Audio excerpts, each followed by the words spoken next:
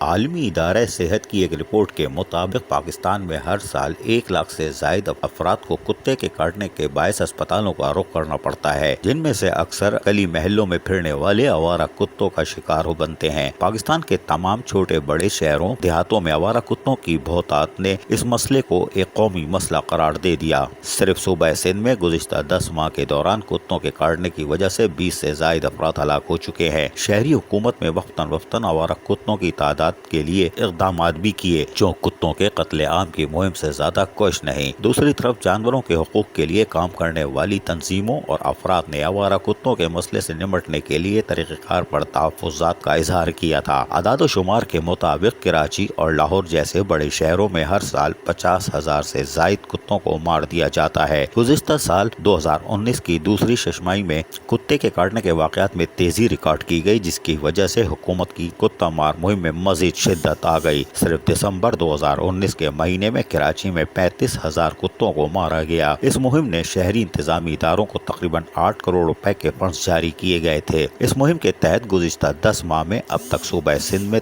53,000 کتوں کو ہلاک کیا جا چکا ہے، جبکہ حیدرآباد، سکھر، لاڑکانہ اور میرپور خاص جیسے شہروں میں بھی کتا مار مہم چلا کر ہزاروں کتوں کو مارا گیا ہے۔ شہریوں کی جانب سے وزیر اعظم شکایت پورٹل پر آوارہ کتوں کی بہتات کے بارے میں درجنوں شکایت کے بعد وفاقی دارالحکومت اسلام آباد میں بھی اس نوعیت کی ایک مہم چلائی گئی اور یومیہ 15 کتوں کو مارا گیا۔ پشاور ڈیولپمنٹ اتھارٹی کے مطابق شہر میں اب بھی آوارہ کتوں کی تعداد کم از کم 7,000 ہے اور حکام شہریوں کو اس سے بچانے کے لیے اقدامات کر رہے ہیں۔ اگرچہ ان مہمات کے باوجود شہروں میں آوارہ کتوں کی تعداد میں خاطر خواہ کمی نہیں ہوئی، لیکن جانوروں کے حقوق کے لیے کام کرنے والی تنظیموں پاکستان کے مختلف شہروں میں کتوں کو تلف کرنے کے ان طریقے سے مطمئن نہیں ہے اور اس حوالے سے وقتاً فوقتاً احتجاج ریکارڈ کرواتی رہتی ہیں۔ پاکستان اینیمل ویلفیئر سوسائٹی کی سربراہ صابرہ عمر کا کہنا ہے کہ آوارہ کتوں کو قتل کر دیا جاتا ہے یہ مسئلے کا حل نہیں اور بہت سے ملکوں میں اس اقدام پر سزا دی جاتی ہے۔ ان کے مطابق کتوں کی بڑھتی ہوئی تعداد کو قابو کرنے کا واحد طریقہ یہ ہے کہ ان کی ویکسینیشن کا طریقہ اختیار کیا جائے اور افزائش نسل کو روک دیا جائے۔ کتوں کو مارنے سے مسئلہ حل نہیں ہوگا، دیگر ممالک یہ آزما چکے ہیں۔ اس مسئلے کا دیر پا حل نکالنا نہایت ہی ضروری ہے، جس کے لیے مقصد پر مبنی قانون سازی کی ضرورت ہے۔ تاہم بلدیاتی اداروں کے حکام کا کہنا ہے کہ وہ کتا مار مہم